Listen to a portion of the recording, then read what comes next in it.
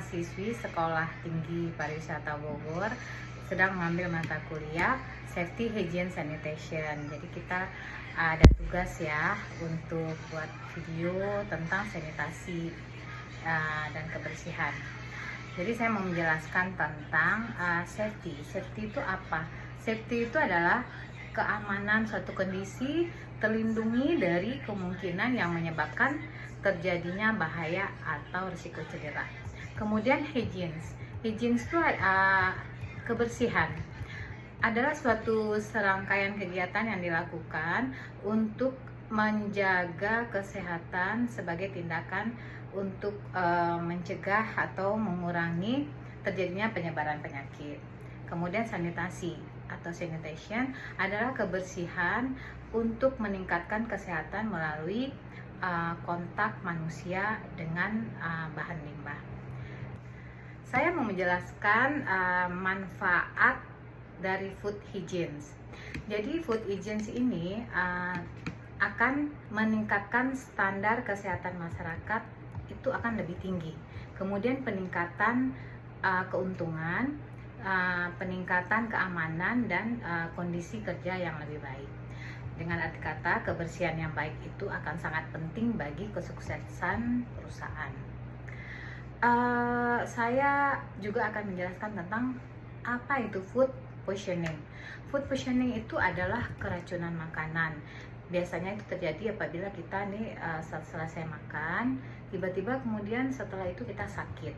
Biasanya gejalanya itu adalah mual, muntah, diare, sakit perut, dan biasa sakit kepala, bahkan demam. Nah, kemudian ada lagi istilah foodborne illness. Nah, apa itu borne illness? Borne illness adalah penyakit yang disebabkan oleh makanan yang terkontaminasi. Biasanya itu ada terkontaminasi oleh bakteri.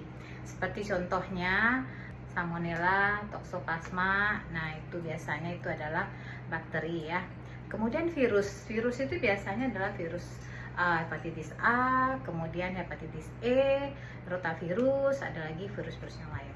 Kemudian parasit. Parasit itu contohnya protozoa. Itu adalah mikroorganisme sel tunggal. Itu biasanya juga menyebabkan terkontaminasi serta seperti cacing dan ektoparasit. Nah, racun juga menyebabkan terkontaminasi makanan, contohnya seperti kumarin untuk kulit manis atau merkuri pada ikan. Nah, saya mau menjelaskan juga tentang petem. Petem itu adalah singkatan dari kata-kata. Maksudnya itu si petem inilah yang mendukung pertumbuhan mikroba. Contoh F-nya adalah F-nya itu adalah food atau makanan. Jadi mikroorganisme itu membutuhkan sumber protein. Jadi bahan makanan yang tinggi protein itu akan gampang terkontaminasi.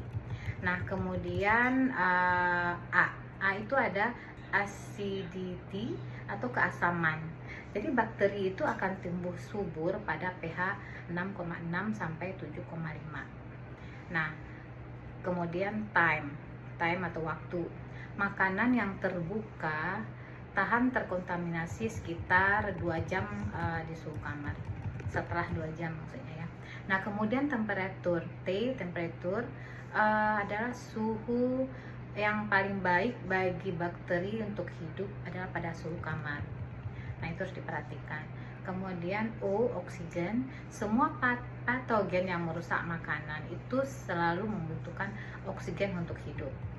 Nah, jadi semakin hampa udaranya, jadi misalnya contohnya makanan di vakum, nah itu akan lebih tahan lama. Kemudian moisture itu kelembapan. Kelembapan itu sangat penting untuk pertumbuhan bakteri. Jadi mikroorganisme berkembang biak lebih cepat itu pada makanan dengan kandung air yang lebih tinggi, yang sangat tinggi, yang lebih tinggi maksudnya. Teman-teman, saya akan menjelaskan tentang good personal hygiene ya. Jadi kita mulai dari contohnya nih ya, mulai dari rambut. Ini kebetulan saya pakai kerudung. Jadi kalau untuk yang tidak pakai kerudung, Nah, ini rambut itu harus bersih ya, harus rajin sampoan, jangan sampai ada kutu gitu kan. Nah, kemudian kalau yang chef itu kan biasa dia pakai topi. Kalau yang pakai kerudung ya cukup di sini, tapi asalkan kerudungnya itu jangan melambai gitu ya. Nah, itu yang bagian atas. Nah, untuk selanjutnya kita bisa pakai masker. Ini maskernya. Saya punyanya yang ini ya. Jadi nanti kalau misalnya lagi bekerja kita tutup pakai masker mukanya. Nah, kemudian ini biasanya baju kita itu juga harus dalam kondisi bersih dan tidak kotor ya. Sekarang kita juga pakai apronnya juga harus bersih dan rapi ya kan. Nah, selanjutnya ini udah rapi. Nah, kita pakai sarung tangan. Biasanya kan sarung tangannya ada yang kayak latex itu ada. Kebetulan saya punyanya yang ini, yang murah meriah ya. Jadi kita pakai, sebelum kita pakai ini kita cuci tangan dulu yang bersih, supaya di dalam sini tidak banyak mikrobanya. Nah, ini ya, kita bisa pakai ini. Nah, kemudian apron biasa kita pakai topi, oke. Kemudian kita juga harus pakai sepatu biar kakinya terlindungi. Berhubungan dengan kebersihan, kita harus melakukan 7 step mencuci tangan yang sesuai dengan WHO. Jadi kita harus tahu ya, kalau di tangan kita ini menempel banyak kuman, itu akan menimbulkan banyak penyakit.